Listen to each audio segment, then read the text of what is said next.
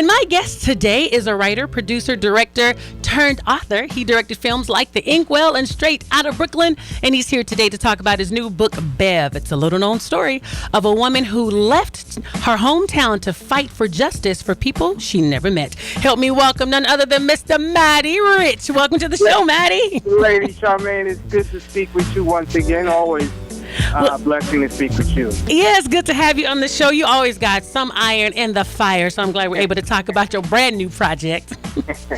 Yes, I just released a book called BEV. It's BEV. It's a civil rights novel surrounding a little-known figure. Her name was Beverly Luther. And the book centers around a Caucasian woman who unfortunately passed at the age of 44, but her sister Meredith Copel decided to write a memoir, which is what I read. And the memoir broke down this woman's great story, and it was specifically for her two biracial kids so they can know who their mom, Bev Luther, was.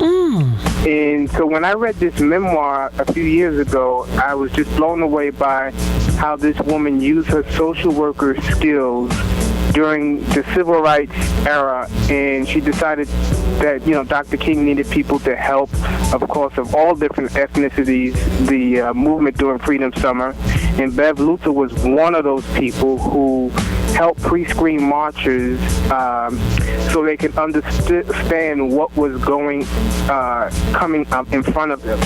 Because Dr. King's nonviolent mantra was the foundation for the civil rights movement. So there was a way that you had to defend yourself without punching and physically defending yourself. And so she played a role in that. And so I just, when I read the memoir, I said, this is a book.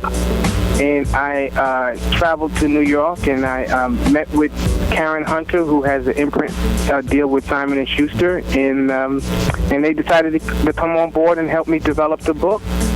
And so it's a really interesting story of a woman's life who decided that she didn't just want to sit by and see all the injustice happening to African Americans. She decided that she wanted to get involved.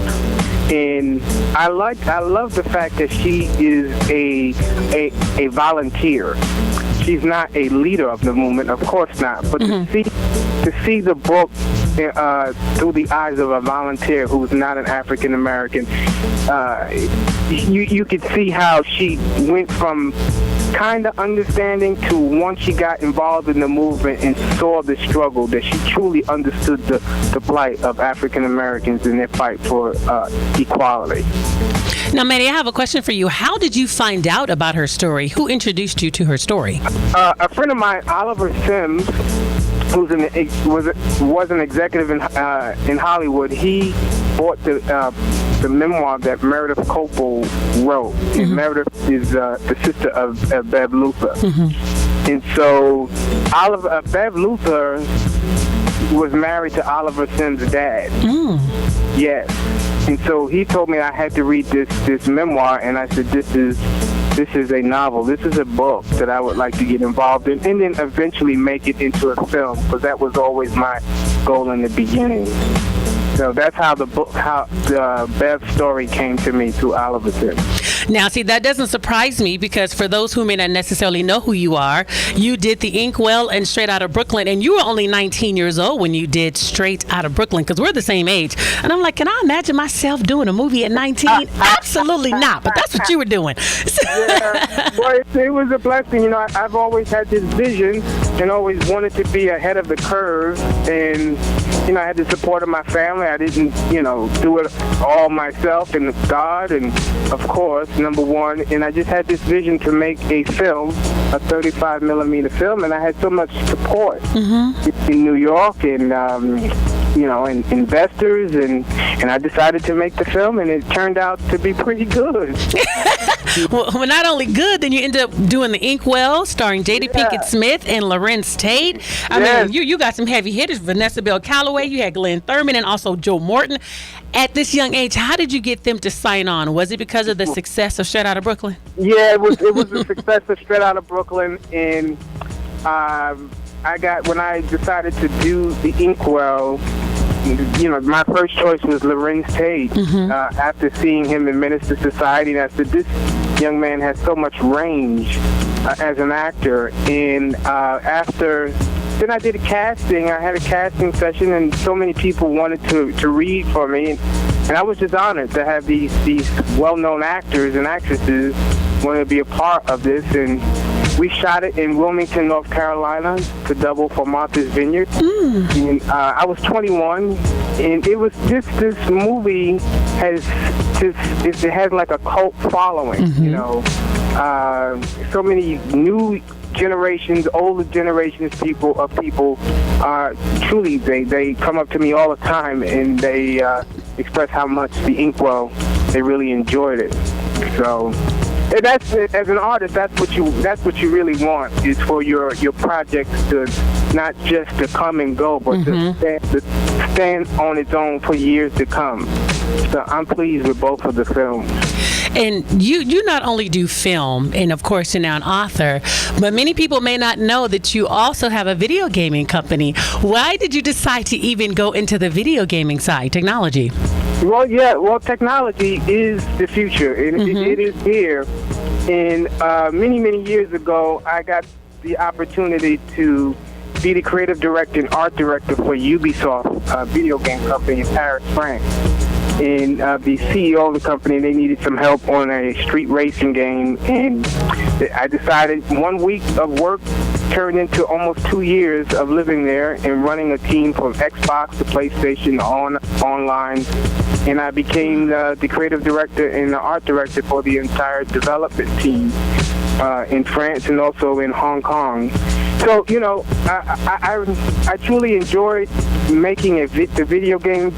Being a creative director and art director is very similar to directing a film. It's just my crew members are behind computers, and if you're making a live-action movie, your crew, it's really the same, because you're working with lighting, you're working with cameras, you're working with actors, you're working with around a story. So if you think of it, it's very similar to, directing. See, only you would think of something like that, because I would not put that together at all, Matty. I guess that's the creative side of you. Yeah, I mean, and I tell, video games, if you go to GameStop and you see the big titles that are selling, $500 million or $1 billion, they're urban titles. There's a lot of urban themed games that do extremely well. And so having the blessing of working with a company like Ubisoft, I decided I wanted to start my own company called Matty Rich Games. And we do faith-based games, action games, and all sorts of other kind of titles I'm developing now. All of my games will have a movie or television output, and also a book, or comic book. So, but that's the future. And then recently, during this past MLK Day, I brought a few of my game development friends, and we did a seminar which was free for African Americans or Latinos in St. Pete, Florida. And I taught them gaming and game development, and I Skyped in all of my game development friends from Hong Kong to the U.S. to Europe, just to teach young kids how to make games instead of just playing it. Because African Americans and Latinos are huge consumers of video games and make up a really small percentage of actual game developers themselves. That is amazing. And to hear you talk, it's a blessing to hear an African American who's into video games and inspiring others to also get involved in gaming. It's really a blessing. And where can people actually go online to check out your video games? Well, right now you can just follow me on Twitter. I post up on Twitter and Facebook and Instagram. I have a upcoming title that I'm going to release in 2017. So So when it launches, the next one launches, I will definitely let you know. Awesome. And let everyone know where they can purchase the game. Okay, and let people know where they can get the book, Bev, for those that are interested. Oh, you can, for Bev, it's at Barnes & Nobles, at Walmart, on Amazon. It's anywhere that books are being sold, either in stores or digitally. You can also go on SimonandSchuster.com and just put in BEV, Bev, or you can just Google BEV with my name, Matty Rich, and I'm sure it'll come up for you to purchase it. Wonderful. Again, Matty, thank you so much for coming on the show, and make sure you go and check out that book, Bev, and I can't wait to see it as a feature film in theaters. Again, Matty, keep up all the great work. You know, you've always been a blessing, so thank you so much. Thank you, Lady Charmaine. You're welcome. You're watching a Rich Girl Dreams production.